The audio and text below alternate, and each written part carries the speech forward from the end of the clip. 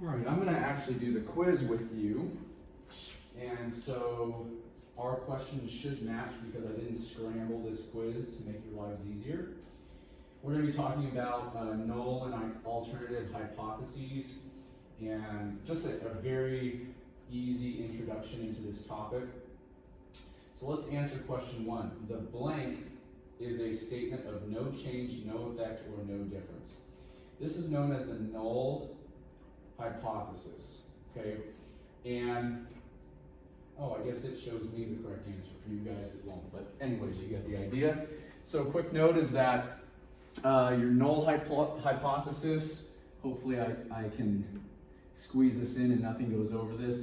It's also abbreviated as H subscript 0. Your null hypothesis is kind of like your basis. Things can either, and we'll talk about this in a moment, also known as the alternative hypothesis. This alternative hypothesis can be less than, not equal to, or greater than that. This is like your basis of your starting point, and things are either going to be less than it, not it, or greater than it. So that's something to note. So anyways, there it is. Let's go to number 2. Determine whether the following statement is true or false. Sample evidence can prove that a null hypothesis is true. This is actually false. You're not ever going to prove that a null hypothesis is true. It only supports it. It's only going to support it. So sample evidence is not good enough to prove a null hypothesis is true. The bottom line is the only thing that it can do, the best that it can be done, is to either support or not support. You can't make a definitive claim from evidence from a sample on a null hypothesis. Okay? All right, number 3. The null and alternative hypotheses are given. Determine whether the hypothesis test is left-tailed, right-tailed, or two-tailed. What parameter is being tested? Let's talk about this. So first and foremost, recall that I mentioned, not a couple minutes ago, that we're going to be discussing an alternative hypothesis. So this could look like something like the mean is equal to 105. Then what we're trying to do is determine if whatever our sample data states, is it not 105, less than 105, or greater than 105? Each of those 3 areas is what they're referring to with respect to left, right, or two-tailed. So your alternative hypothesis can be one of 3 things. It can be left, right, or two-tailed, if you want to call it TT. Now, if it's two-tailed, your alternative hypothesis is going to be a not equal to. Okay, and I don't even want to, let me just not even put the H1 there, it's assumed. So your two-tailed is a not equal to. So let's say this claim is the mean is going to be 105. Well, if it's a two-tailed, which you already can see mine is, based on what I said there, if it's two-tailed, that means it's going to go outside of being equal, hence two-tailed. Now you can guess that if it's left-tailed, your alternative is going to be less than whatever your claim is. If it's right-tailed, it's going to be greater than. And so there it is. Did you guys by chance have a left or a right? All of it? Okay, well, you get the idea in the event that it were to come up that way. So this mine would be a two-tailed, okay? And then the parameter being tested. Now, what might be different for yours is, and when we say parameter, this just goes right back to what we've been studying all semester, right? So a proportion would be if this was a P. It's just a different thing that's being looked at, a different metric, a different data point, a different item. If it was a mean, well, that's exactly it. That's how you know this one is a mean, of course. And if it's a standard deviation, as we've discussed before, it would be that symbol. So it's just depending on what symbol is actually in the problem so that you can understand. And this is like from the first week of our classes, right? First week of our classes, we learned how to identify the correct variable that was appropriate to the scenario, or symbol, or Greek letter, whatever you want to call it. So This scenario, who knows what it is they're saying the null hypothesis, your basis that you're trying to prove or disprove, is equal to 105. I don't know what that is. Maybe it's a speed of a vehicle. The alternative average speed, since they're calling for a two-tailed test, is 105, not 105. Okay, it could be less than, right, than if it was left or right. Okay, makes sense? All right, let's go to the next one. All right, suppose the null hypothesis is not rejected. All right, so if the null hypothesis is not rejected, there's something that you need to know about this immediately. So when it's not rejected, then immediately you're going to conclude that there's not sufficient evidence. So a null hypothesis that is not rejected, the word not immediately says that there's also not sufficient evidence. Okay? So when you say not rejected, that immediately tells you you're going to be with a not sufficient evidence, meaning that either A or C are correct. Now, if they said, like, your problem might be rejected. Rejected means that there is sufficient evidence. In other words, that when you do your sample, or whatever results of your sample testing and your whatever experiments you conducted, what happened here is that if we rejected this, it means that something happened over here in your sample when you tested things to cause us to reject this claim. In other words, there was enough evidence that we found in our experiment to reject this claim. However, if we did not reject it, as per my problem, we did not reject this, means that when we did our experiment here, there was not enough evidence to reject this. Okay? So I know it's pretty kind of abstract, but we're going to read just in a moment what we mean by that.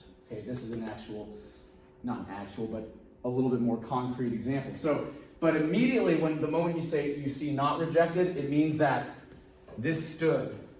And whatever we were testing in our sample, whatever we're trying to measure, was not strong enough to reject the original claim. Okay, so that means A or C have to be one of the correct answers. Let's see here. 3 years ago, the mean price of a single-family home was this. So in other words, the mean price was $243,750. This would be called the null hypothesis. That's what their claim is. Their claim, this is the claim that you're starting with. So typically your null is also your claim, right? That you're trying to reject or not reject. Remember, you can't 100% prove it. You can either reject or not reject it. And there's enough confidence in it or significance to make sure that happens. A real estate broker believes that the mean price has decreased. So what they're saying is what? The alternative. The alternative, somebody else is saying, well, wait, I'm looking at the market here, and I actually think the mean is what in relation to the 243,750? The mean is what? Decrease would mean that it would be less than that. Hence, this would be a left tail. Understand? Okay, so I'm tying together ideas. So what we see here is that originally, prices the claim is that the average price is $243,750, but a real estate broker actually feels that that is not correct. Prices are actually less than that. And we have failed, after doing all of our work, we failed to not reject this. Meaning what? There is not enough evidence to conclude that the mean price of a single family home and what's ours? Decreased. Because decreased was the study that we did of a sample of whatever happened. Of course, they're not including the study, right? That's a whole different set of things to do. This is an introduction to null and alternative hypotheses. So this is kind of like, here's the beginning, a study was done, and then we're kind of drawing a conclusion here. I'm leaving out the entire study part of it. So why is it not changed? Because it doesn't say not changed. Not changed would be a two-tailed.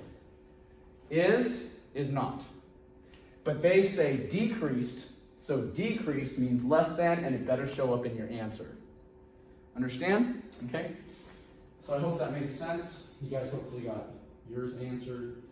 And of course, if mine said increased, right? If that said a real estate broker believes the reason the mean price has increased, this would be a greater than. This answer would need to say increased. Now, if it said real estate broker believes that the mean price has not changed, not changed or changed, I guess it would be changed, then that would be a two-tailed. Okay. All right. Let's go to the next one. All right. Here we go. So let's see if we can put our ideas together.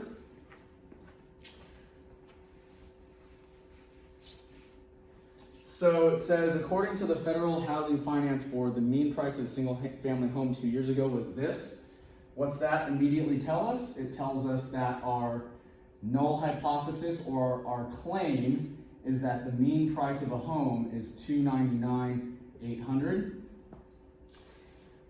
Real estate broker, due to certain financial situations in the market, mean prices increased since then. Okay, so the broker has just proposed an alternative hypothesis, and the alternative hypothesis is that the price has increased from the $299,800, which hopefully tells you we're going the other direction as opposed to the previous problem, right? Okay, so we've got two hypotheses here. One that claims that the mean price is at $299,800. Another one that claims that it actually has increased from there. But we have one important component that we need to include, and that is that you need all of these items. Null, whatever the alternative is, and whether after your study we're going to reject or not reject. So what does reject mean? Reject means that this did not happen. Okay? Reject means that this did not happen. Last problem was what? Failed to reject, meaning that we couldn't prove our alternative, so we had to hold on to this. So with that said, if we reject something, if we reject this, that means there is sufficient evidence. Follow? If we reject the null, there's enough evidence from our study to prove that a single-family home has increase. That better come up in your answer, except I underlined the wrong one. And so there it is. B should be my correct answer. Why is D not correct? Because the alternative hypothesis was not an increase. The alternative hypothesis was a decrease. Understand? Okay. All right, number 6.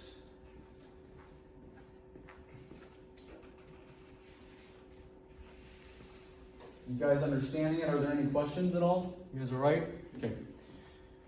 All right, let's take a look at number 6. So, the manufacturer of a certain engine treatment claims that, notice claim, the word claim is tied with the null, that's your basis, that if you add their product to your engine, it will be protected from excessive wear.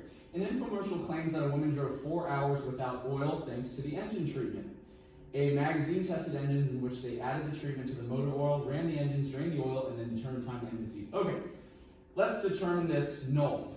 So the null is what? This is a little bit tough because the language is not really clear, but it can be assumed in this case that the mean, the average life of an engine, as this infomercial claims, the average engine can go 4 hours without oil. Do you follow? That's the basis. So right here, they say right here, here's the claim. If you put this engine oil in, your engine can go an average of 4 hours without oil. That's their claim, okay? Due to this treatment. Sorry, if you put this treatment into your engine, it can go 4 hours without oil. Got it? Now the alternative is a little bit more difficult to determine. Yes, mean is for sure, it has to be the same unit. So, or same metric. So if you do standard deviation, it's better to be standard deviation. If you do parameter, it better be parameter. In this case, it's mean, so you better stay mean. Now this one is a little bit harder to determine, but let me help you out with it and tell you that it's going to be a less than. Let me explain why it's going to be a less than. Maybe you already kind of got it. Why is it less than? Because what will happen here is this. Here's the claim by the manufacturer of this engine treatment. So the manufacturer of the engine treatment is claiming this. Follow? The manufacturer is claiming that the average life, or not life, average time, let me correct that, average time an engine can go without oil is going to be 4 hours after you put their treatment in. However, when we do our experiment, when we actually go and try to test their claim, if the average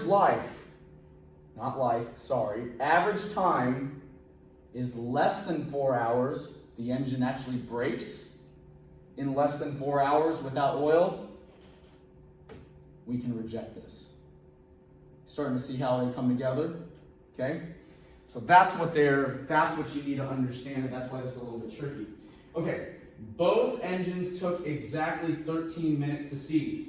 What do they mean by both engines? So in other words, when we did our experiment, when they did the experiment, they did what?